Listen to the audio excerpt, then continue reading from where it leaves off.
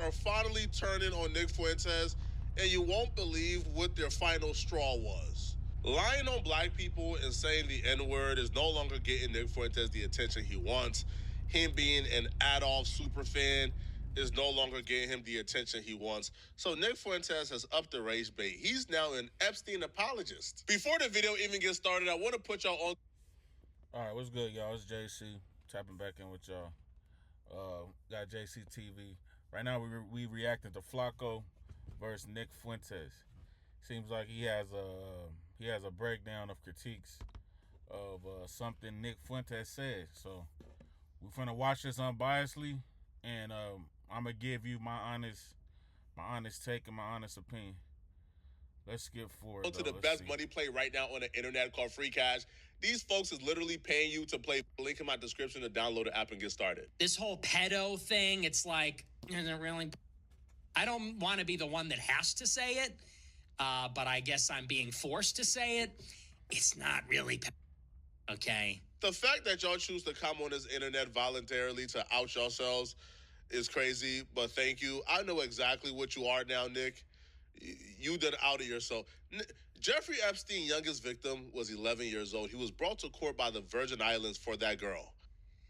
They weren't trafficking 5-year-olds. It was like they were technically not legal. Big difference, in my opinion. I know that's a controversial take. This is cope for Nick Fuentes' own weird feelings and attractions that he has to deal with internally because he knows he can never express it.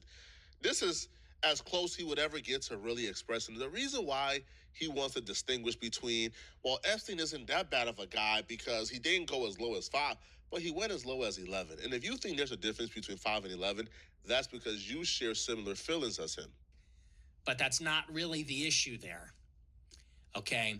The issue is not that they were barely legal teens, which is what it is. It's horrendous. It's awful. It's okay, relax. No, the issue is that Ebstein is a Jewish spy probably working with Israel.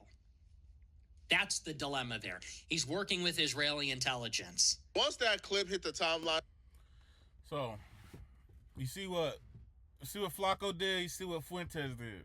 And now, one thing you got to really understand, and you got to realize, especially with this content space, and just with human beings in general, Flakko has his agenda of the narrative he's trying to push, and that's why I believe why Flakko is a good he's a good YouTuber. He's a good content creator because every time he reacts to videos, or when he's on podcasts, or when he goes to interviews at different platforms, he doesn't go just to wing it. He goes with an agenda. And before he did this video, he went with that agenda. That's what makes Flakko good. What makes Fuentes good from what I've seen of him is he knows that the saying sensational things, but they have a baseline of truth in it, but you're saying sensational things. The sensational things are going to draw all the eyes in. Kind of like Mayweather, where you make everybody hate you. They're gonna watch you to win or lose. But then the people that aren't easily offended and can see what he's really trying to express, they'll be able to decipher what he's saying or not. So the key thing, what Flakko's going off of is, oh, he said they're not 5. I mean, they're barely teenagers. That's the bait. You know what I'm saying? Flakko does that when he comes to gang members. When he's saying all gangbang mothers don't deserve to be on welfare, or like they don't deserve no type of assistance. All gangbangers should die. He does the same thing. He says something sensational to reel you in. Then he explains, because I feel like this money needs to be used to go to better places. I think this money needs to be used to the kid that chose not to gangbang but is still struggling. I think they should focus more on them kids. So he throws the bait out there to reel you in, and then he'll say the substance. Nick Fuentes said the main thing everybody's talking about with the Jeffrey Ebstein files is the fact of the pedo allegations. You see what I'm saying? And what he's saying is, I mean, yeah, it's bad, but the bigger problem is that he is that he possibly could be an Israeli Mossad agent that is gathering blackmail on American politicians and swaying elections through a sex trafficking ring. That's the bigger story. But the main thing everybody's focused on is the fact that is the fact of there's underage stuff going on and sex crimes, which both of them are bad, but one supersedes the other, which is if you have Israeli Mossad agents actively blackmailing people in a position of power, America as a whole structure is could be possibly compromised. And then that falls is basically like cutting the head off the snake as opposed to chopping the tail off. When it comes to this evil, yeah, the sex trafficking and pedo stuff, that's bad, but that's at the Jeffrey Epstein is at the bottom of the thing. The fact is who he's working for. And that's how he's able to wield that much power. Like he got these politicians coming in, they go to these little conventions, oh yeah, come back to the room, have some drinks. And then they go in the room, and then they might have an underage person on the bed, and then the minute the person walks in the room, they snap a picture. And now it looks like that they're in the room with this person. Now they have influence. You want us to expose you? If you don't, this is how you're gonna vote on this, and this, and this, and this, and this. You see what I'm saying? So that's what Nick Fuentes is saying. He's like, that's the bigger picture. But his type of content, which is his way of doing it, I'm biased. I'm not biased either way it goes, because I just look at it like y'all doing content, and I'm not easily offended. I can listen to what people are saying. So what he's saying is that's not the big issue. And then he made like a little a joke you could look at as distasteful if you're sensitive, or you can just look at it like, or a joke that didn't land. I kind of more look at it like a joke that didn't land. But what Flakko's gonna do, because what he wrote when he watched this video, the movie or the angle he wrote was, we're gonna this dude's a disgusting human. This is what he believes. He said it out of his mouth, even though he was being tongue-in-cheek. And you have to listen to more of it than just a little 50-minute clip. But majority of us listen to little 50-second clips and then come up with our own conclusions instead of looking at what is actually being said. So it seems like Flakko's angle, he's going to look up these, looks like he's going to be on Twitter looking up tweets and stuff where people are just responding, oh my God, how could he even say this? So let's see what Flakko says. And all the usual suspects who've been pretty complicit in Nick Fuentes' degeneracy were quick to rush to the timeline to disavow him. Candace Owens, she took to, the replies to say, Jeffrey Ebstein was sent 12-year-old triplet girls from a poor family as a birthday present from his French friend Jean-Luc Brunel. He raped girls as young as 11. That is quite literally prepubescent for most girls. What are we even doing here? What are we doing here? That's been a question we've been asking for years in regards to Nick Fuentes. Nick Fuentes comes out and says, black folks were better off in Jim Crow. And we say, what are we doing here? Y'all say, man, you too sensitive. For them too, number one, but number two, who cares? Who cares? Enough with the Jim Crow stuff. Who cares? Oh, to drink out of a different water fountain. Big deal. Oh no, they had to go to a different school. Their water fountain in that famous picture was worse. Who cares? Grow up, drink out of the water fountain. It's water. It's the same. And even if it was bad, who cares? Who cares? It's better. It's better in general. We all agree it was better for them. It's better for us. The reason that we talk about this, by the way, I know a lot of black people see this and they go, man, why are you always talking about black people? I want to comment on that, but I want to see what he says more. So I want to comment on that, but listen. And that. Because there just needs to be some shame here. Well, there's a few reasons. First, white people are every single bit justified in being racist. Every single bit justified, to the extent that means going out of your way to avoid black people when you see them. What are we doing? Okay, yeah. So I just wanted Nick to finish his point. I already know Flakko's gonna use that, try to go on the emotionals, pull on your emotional strings, just because what he said. Now, the first thing he said was about the water fountains. It's not that big of a deal.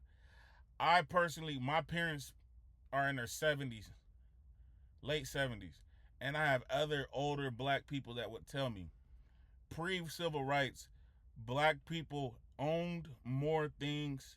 We had farms, we had grocery stores, we had pharmacies, we had because we had to have our own stuff because the whites, we couldn't use the white stuff.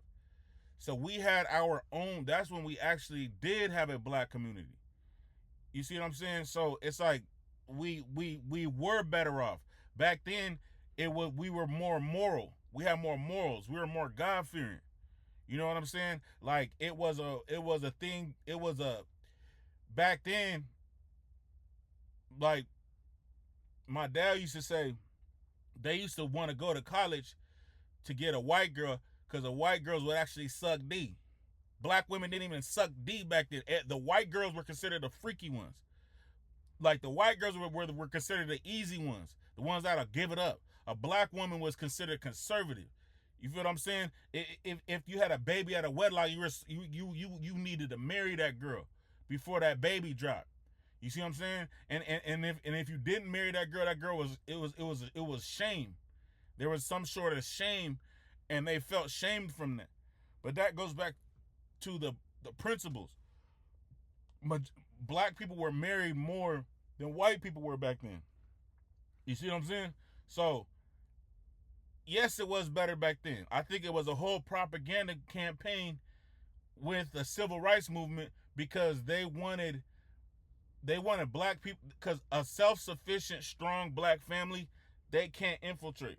A self-sufficient, strong black family that thinks for themselves, they can't influence. And they needed to influence, and they needed to infiltrate so they can control. They couldn't control us because we were self-sufficient. So with the civil rights came along, that's when all these quote-unquote leaders came and tried to convince black people that white people's water was a little bit colder and their grass was a little bit greener. You know what I'm saying? And we eventually fell for a hook, line, and sinker. My pops even say back then, all the older black people, when that stuff came around, when all that propaganda came around about, oh, look at the white people, look what we don't have. A lot of the older black people saying, bro, we ain't with that. But just like how they do today, they start with the youth, the college campuses. You see what I'm saying? With that indoctrination. You know what I'm saying? And even how they were dealing back then, like pre-Jim Crow, it wasn't like every single white person was just like, I hate black people. Black people were like, I hate white people. No. There was good, white people knew there was good black folk and then bad black folk. Black people knew there was good white folk and there was bad white folk. And if the white person wanted to come to the black side of town and do business, he would. If a black person wanted to go to the white side of town and do business, they would. But it was just more of a y'all over there, we over here. But it may have interlapped every so often. And that's the only way true integration could really work is when people are ready to. You can't force integration on people. You can't force somebody to love you. You can't force somebody to want to be with you. You can't force somebody to want to be around you. And that's what the civil rights and all that movement started. That's what that entailed, was doing all that. So him saying that is actually true. Him making a joke about it, I mean, I chuckled a little bit, but it's not, I don't look at that like a big deal, like it ain't nothing to cry about. You see what I'm saying? And Flakko is playing his role. Like he's just trying to play on people's emotions. And then the last thing is about the shame. Flakko talks about this himself. He talk about these crazy gang bangers. He don't want to be nowhere around you niggas. He just wants these niggas should die. All they niggas need to get locked up. And he's saying the same thing Nick Fuentes is saying. The reason how when Flakko's walking around talking about how gangbangers, they're just no good. They're no good for the community, no good for the black community and all that stuff. That's the people Nick Fuentes is talking about. But what he's saying is a lot of white people, if you can't tell the difference, to him, what he's telling his people is it's best just to cross the street. because you don't know if this might be a violent, out of control white person. You feel what I'm saying? Is there rhetoric in there? Yes, because majority of black people aren't violent, but there is a number of black people that are. Like I know, like Flakko knows, like we all know. Just like there's a number of amount of white people that are. You see what I'm saying? But he's speaking to his base.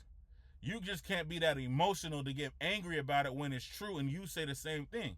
Don't be a hypocrite, Flock.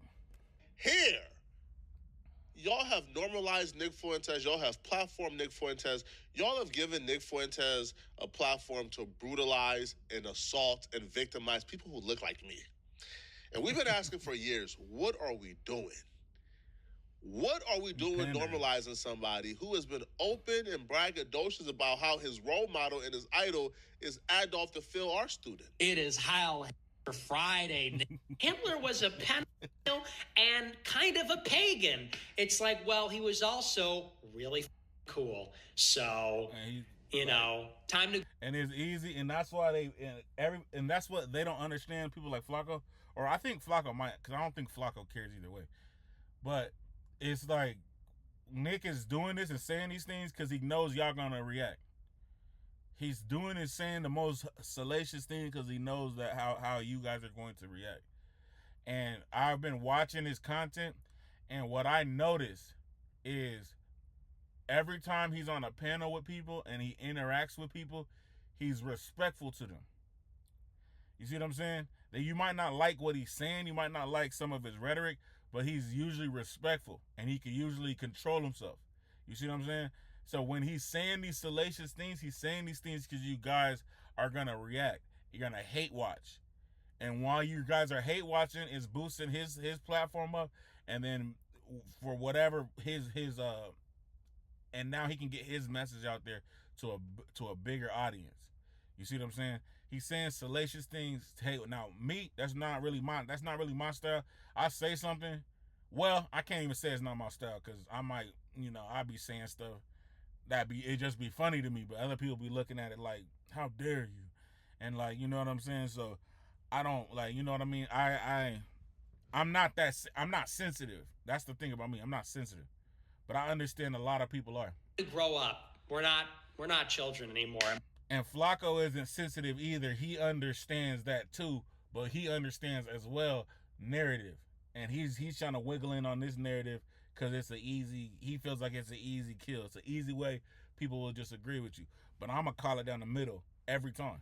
Am I right? Well, I'm glad y'all are finally joining us on the Nick Fuentes is a weirdo party, but it's a little too late. You even got Blair White in 2026 criticizing Nicholas Fuentes. Now, Blair White, if you guys don't know, she's also a white supremacist. Now, I'm not going to call Blair White the name I want to call Blair White. If you know, you know, right, what she's tucking down there. I'm not going to call Blair White the name I want to call Blair White. All right? Right? Because I love everybody. But Blair White responded to Nick Fuentes, and she put, the youngest victim was 11, and they found baby massage manuals on the island. Do you think... Now, here's the thing, Now, I get where they're coming from. Like, they're trying to, I guess, appeal to Nick Fuentes' human side. He don't have a human side. Nick Fuentes is a literal alien. He's a monster. So then... See, and that right there, too, that's dangerous rhetoric right there. But it's still all content, and especially from the angle Flakko's trying to come at. But, the dehumanization over speech. Bro, they found a massage for babies. Do you not, man? That man don't give a damn about. Nick Fuentes and the Gropers. Nick Fuentes instructed the Gropers to create cool edits on Ebstein so they could make Ebstein trendy. This is what they do. They were successfully able to make Adolf, the failed art student, trendy and cool.